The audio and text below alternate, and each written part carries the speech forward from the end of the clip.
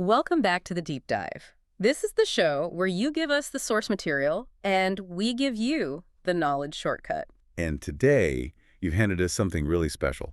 Isla Wilde's new novel, Twin Flame Protocol. And I have to say, this isn't going to be a gentle walkthrough. No, This is us just completely obsessed with a book that feels like it's actively rewriting the rules of romance right in front of our eyes. it felt like a revolution to read, honestly. Yeah. We're not coming at this as, neutral critics. We are ecstatic fans. We finally found a book that takes the classic super painful love triangle trope, The one we all know. right, where the heroine is stuck between two perfect guys, and it just looks at that whole setup and says, you know what? We're done with this. Absolutely. I mean, if you are just exhausted by the forced choice, the heartbreak that you know is coming. The inevitable heartbreak. Yeah, that one perfect guy is just going to get tossed aside because, well, that's how it's supposed to work. This book is the antidote you've been waiting for. It really is. So our mission today is pretty simple. We're here to tell you why Twin Flame Protocol is the answer to that question. Why choose? And the answer is so simple and so spicy, it's funny. She doesn't have to. She doesn't have to. That's the whole audacious promise of this Yeah. book. Our main character, Clara, she's in a situation that in any other romance novel would just be a recipe for misery. Total misery, Bitter. jealousy, breakups, tears. All of it. But here, the sources are clear. The ending is this explicit, unconventional, and just. A really happy ending where she gets to keep both her stability, which is Josh, and that new catalytic spark, Belias. So let's get into how this all gets set up, because for that ending to work, for it to feel earned, the tension at the beginning has to be absolutely flawless. It has to be. And the book does such a good job of making Clara's life feel just completely suffocating before everything kicks off. Okay, so let's start there. Part 1, the rut and the unexpected spark. We meet Clara, and she is deep in what the book calls the comfortable rut. She's been with her boyfriend Josh for 10 years. Tell us about Josh, because on paper, he's the perfect guy, right? He is the perfect guy. He's the anchor. He's stability made into a person. He's a carpenter. He smells like cedar and mint body wash, which is just the scent of safety. Yeah, it's home. It's home. It's loyalty. He's got this military sharp discipline. Not because he was in the army or anything, but just in how he organizes his life and their life together. He builds things. He fixes things. He provides this totally predictable, safe world for her. He's the foundation, but that foundation has started to feel like a cage. Exactly. The stability has soured. And the book is so good at showing how this lack of friction, this perfect, easy life is actually what's crushing her soul. It's not that the relationship is bad. No, it's worse than bad. It's just fine. Fine. The worst word. It's perfectly adequate. Yeah. And the book just dissects what adequate love does to a person. Their sex life is completely predictable. It's the same pattern they fell into years ago. Like a script. A total script. The kiss on the neck, the order he takes her clothes off, that steady rhythm he uses because she said she liked it once, 8 years ago, and she never corrected him. Why rock the boat? Why rock the boat? And the detail that just sells this whole feeling, this emptiness, is what she's thinking about during these moments. Right. It's not some other fantasy. No. It's life admin. It's so devastating. Her body is just on autopilot, responding in that distant mechanical way, but her mind is running through a checklist. She's thinking about her presentation slides. Her presentation, calculating dosages for the lab, wondering if she remembered to feed their neurotic cat, Schrodinger. The physical act has become just another chore in the list, a box to check. And the I love yous are automatic. It's like a handshake before they go to sleep. And she's in late 20s, and she's already asking that horrible question, is this it? Is this all there is? And that desperation, that feeling of being trapped, it spills over into her work life, into how she presents herself to the world. Oh, totally. She's actively trying to disappear. Which brings us to this idea of the armor and the camouflage. She's hiding her true self. The description is so specific. She wears this oversized lab coat. Her hair is pulled back in this, severe bun. She wears almost no makeup. This is not just her being low maintenance. No, it's a strategy. It's active self-erasure. She is trying to be invisible and unremarkable. And the book is really clear about why. She has what it calls a genetic gift. She's very busty, and she figured out really early on in her STEM career that to be taken seriously, she couldn't afford to be seen as, As sexualized? Yeah. Or frivolous? Yeah. So she chose invisibility to protect her intellect. That armor is just as much a trap as the comfortable rut at home. She's hiding her body, but she's also hiding her brilliant, restless mind. She's primed for a massive change, for a seismic shift. And of course, it doesn't happen somewhere glamorous. No, it happens in the most sterile, boring place you can imagine. Conference room 3B, fluorescent lights, a meeting about phase 2 expansion. And this is the first time she really connects with her boss, Dr. Elias Vance, the grumpy genius who's barely looked at her for months. And what kicks it off isn't lust, it's shared disgust. Yes. Another scientist, this Dr. Marcus Cho, he's pushing for more aggressive dosage schedules, and the slide on the screen shows this little spike in the mortality rates. Just clinical language for a horrible reality. And Clara feels her stomach turn, but she knows she has to keep her poker face. Dissent is career suicide, but she risks it. She glances across the table at Elias. And that's the moment. That's the moment. She sees it, that tiny crack in his armor, the exact same flicker of disgust and moral discomfort that she's feeling. That's so much more intimate than just physical attraction. It's dizzying. It's dangerous. Yeah. Because it's a soul connection before it's anything else. They share this dissent and hidden empathy. And suddenly, he's not just her grumpy boss. He's a person. And she's not just a junior researcher to him. She's a moral compass pointing the same way as his. She feels struck by lightning. That invisible thread is cast, and it is pulled so tight. And so begins the escalation. The forbidden part. So part 2. Elias uses the most boring tool imaginable for seduction. The work chat app. Late on a Monday night. Of course. And he immediately uses that shared secret from the meeting. His opening line is so calculated. What does he say? He starts with validating her. I noticed your reaction. You're not alone in your concerns. He's basically saying, I see you. I see your pain. And when she says something like she thought he was always so composed. He just dismantles his own defenses. He says, compose is just another word for good at hiding. Wow. Okay, so he's mirroring her. He's telling her, we're the same. We're suffering in the same way. Exactly. It forces her to let her guard down. And then he shows her that he's been watching her. Not just as an employee, as a person. He calls out the armor. Right to her. He texts about the lab coat that's 2 sizes too big and how she uses invisibility like armor. And for someone who has felt unseen for a decade, that must be like a drug. It's the ultimate turn-on.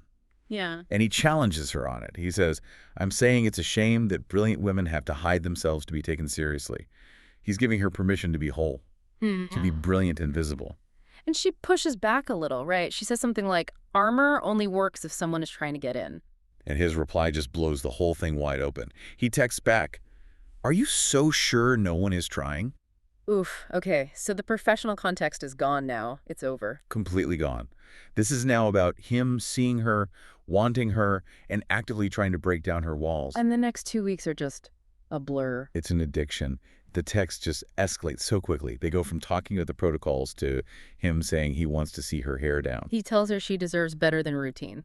Which is a direct shot at her life with Josh, even though he doesn't know the details. Claire is just falling headfirst into this because she feels known and desired. And then come the photos. It starts small. A picture of his hands on his steering wheel. Strong hands. And she's sitting next to Josh on the couch, imagining those hands on her skin. The thrill of that cognitive dissonance. Then she takes a risk. A huge risk. She's in the lab late one night, and she sends a picture. Her lab coat is unbuttoned just enough to show the V-neck of her shirt, her cleavage, the very thing she always hides. And his reaction? Immediate and visceral. Just the word, fuck. Followed by, you're making it very difficult to maintain professional boundaries. And she just keeps going. She sends the topless photo. It's total surrender. She has dropped the armor for him completely. And he reciprocates. He sends the video. He sends the video of him pleasuring himself, and the caption is just, it's the final invitation. Thinking about your mouth, about you on your knees. The psychological hook is set. The guilt she feels is real, but... The book says the guilt is sharp and acidic, but that it only made the arousal more intense. She is trading safety for feeling alive. And she knows, they both know, the physical line is next. All right, so part 3, the ultimate trope subversion. The thing that makes this book what it is. Why Choose is canceled. The physical line gets crossed, and it's tied to her work, which is perfect. She has this massive scientific breakthrough. The compound is stable at room temperature. It's huge. And Elias summons her to his office for a celebration. The scene is so intense. He's in control. He pulls her close, says he needs to find out what you've been hiding. The kiss is just explosive, all that tension. But the act itself is fast, and it's all on his terms. Totally. He tells her, on your knees. She does it. It's the fantasy from the texts made real. But right after he climaxes, The ice wall comes back up. immediately, he goes right back to being the cold, clinical boss. You should go. It's late. Oh, that's brutal. She's devastated. She feels used, like just another junior researcher. She risked everything for that 2-minute transaction. And on the drive home, she makes a decision. She has to confess. She decides she's going to tell Josh everything. The texts, the pictures, the oral sex, everything. She's expecting him to just explode. She's anticipating the rage, the heartbreak, being kicked out, the standard reaction. And this is where the book just lights a match and throws it on the entire romance genre. Because Josh's reaction is not anger. It is absolutely not anger. It's shock for a second, sure, but then it's curiosity, and then it's undeniable visceral arousal. Okay, we have to stop here. Because as a reader, that pivot could feel a little too easy, too convenient. Why doesn't he get angry? The book has to ground that, right? It does, and it's a great question. The reason it works is because of what Josh sees when she walks in the door. He doesn't see a cheater. He sees the woman he fell in love with, but version he hasn't seen in a decade. She is glowing. She's alive. She's dangerous again. So his fear of losing her, this new, vibrant her, is stronger than his bruised ego. Exactly. His first instinct isn't to protect his honor. It's to understand the source of this new energy. His focus immediately shifts to the competition. He demands to see the texts. He wants to see the picture from Elias. And his very first question, after seeing it all, is what changes the entire emotional landscape of the book. He just asks, is he really that big? Wow. He's not mad at her. He's turned on by what she did. He's getting off on the fact that his quiet, predictable partner had this explosive, forbidden experience. And then the sex they have right after the confession. That's the birth of the triad. He uses the details. He asks about Elias's size, about the office, about what she did, and he uses all of it to fuel their own lovemaking. He's reclaiming her, but by bringing the other man into their bed, metaphorically. And she's finally honest. He asks her if it was better, if she thought of Elias. And she says it. The truth. I want both of you. That's the moment of choice for Josh. And he says it out loud. He says, I should be furious. I should be throwing you out. But he can't. He says he's more turned on than he's been in years because she is glowing and alive. And so he gives her permission. Enthusiastic permission. But with rules. The foundational rules of ethical non-monogamy. Rule 1, no more secrets. And rule 2, the most important one, you always come home to me. And just like that, the wide shoes problem is solved. She doesn't have to. She keeps her anchor, and she gets to explore her spark. And Josh realizes Elias isn't a threat to their home. He's the missing piece that's making it vibrant again. It's this shocking, radical act of love. Which sets up part 4 perfectly, because now Clara has no more guilt. The guilt is gone, and what replaces it is this incredible confidence. So she goes from being Clara the cheater to Clara with permission. It changes everything. When Elias tries to backpedal, he sends the I was unprofessional and inappropriate text. He tries to put the professional wall back up. And Clara just refuses. She texts back, I'm not sorry for what happened. When can we do it again? She owns it. She completely owns her desire, and the whole dynamic just shifts. It's not about secrets anymore. It's about shared pleasure and shared stories. And Josh is basically her polyamory coach now. He is. He's texting her things like, go get some, and reminding her to remember every single detail for when she gets home. So this is the reclaiming pattern that becomes the engine of the book's spice. It's the core dynamic. Clara has these intense, boundary-pushing experiences with Elias, and then she brings all that energy home to Josh, who uses it to make their foundation even stronger. Let's talk about some of those encounters. They go back to the office. Yes, back to the desk. Yeah. And Elias is fully in on it now. He has her touch herself while he's behind her, and he even says, tell him I said hello. He's acknowledging Josh as part of the experience. He's a present, even if absent, partner in that moment. And the risk just makes it hotter. The quick, frantic sex in the back of Elias's BMW during a lunch break. That's all just fuel for the fire when she gets home. It's a perfect feedback loop. Elias is the one who, as he says, is destroying me, remaking me. He's the intellectual deconstructing force. And then she comes home to Josh, who demands the full, detailed narration. And that narration fuels their own intense, possessive sex. Josh is the one who grounds her. He puts her back together. It's genius, because Neither man is in competition with the other. They serve completely different essential roles for her. And it's not just about the sex. It's about how the communication evolves. The kinks start to get integrated. Right, because Josh wants to be more involved. He's not just listening anymore. He asks for Elias to tie her up with one of his own ties. One of Josh's silk ties Mm-hmm. in a hotel room. And this is just, it's such a moment of deep trust and coordination between the two men, with Clara as the bridge. It also shows that the men's relationship is evolving too. In parallel, they start texting each other directly about logistics, about boundaries, and Josh starts doing his homework. He's reading articles online. This is where we get the terminology. He's learning about ethical non-monogamy and compersion. Yes, which are so key to this whole thing working. E&M is the framework, the agreement to have relationships outside the primary one, with everyone's consent. And compersion is the emotional goal. It's the emotional holy grail of polyamory. Yeah. It's the opposite of jealousy. It's feeling genuine joy because your partner is finding happiness and pleasure with someone else. And that's what Josh is working towards. His initial arousal is turning into real compersion. He's not just tolerating this. No, he's actively happy because he sees how happy and whole Clara is. And it's a real triad now. They function as a unit. When there's some workplace gossip and Clara starts to panic, Elias texts Josh directly. He says, Clara needs both of us tonight. The men are united in protecting her and protecting their dynamic. It's a family, a very unconventional family, but one built on just radical communication and care. Which brings us to the final hurdle, the total acceptance. Part 5, and the final boss is, of course, the wife. Dr. Helena Vance, Elias's wife. She's this, terrifyingly perfect figure in Clara's mind. Clara is consumed with this fear that she's a homewrecker. She sees Helena as this breathtaking, sophisticated woman that she could never possibly measure up to. And the confrontation happens at the big work gala. Of course it does, in public. Helena corners Clara, and Clara is just bracing for impact. She's expecting to be screamed at, humiliated. She starts apologizing immediately. I'm so sorry, I never meant to. And then comes the final, most beautiful plot twist of the entire book. Helena stops her and reveals she knows everything.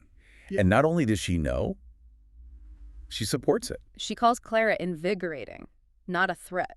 This scene is just, it's the ultimate emotional validation. Helena's whole philosophy is what makes the happy ending possible. She tells Clara, love expands, Clara. It doesn't divide. That one sentence just reframes everything. It does. Helena says she's been watching Elias come alive again because of Clara. She sees Clara not as someone who is stealing from her marriage, but as someone who is adding to her husband's life in a way she can't. She actually says, you've given my husband something I can't give him. New relationship energy, an intellectual challenge.